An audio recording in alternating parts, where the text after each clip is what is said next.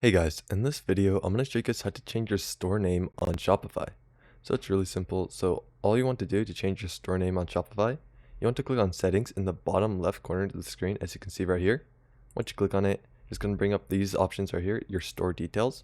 And in the store details, you're going to want to head over to store name. So as you can see, I haven't added a store name yet, but if you click edit right here, then you can actually change your store name. So I'll just name it my YouTube channel.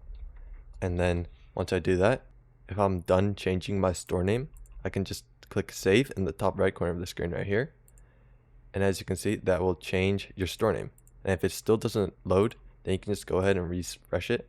And then as you can see, it should change the name, as you can see right there, to Basa Tech. So that is how you can actually change your store name in Shopify.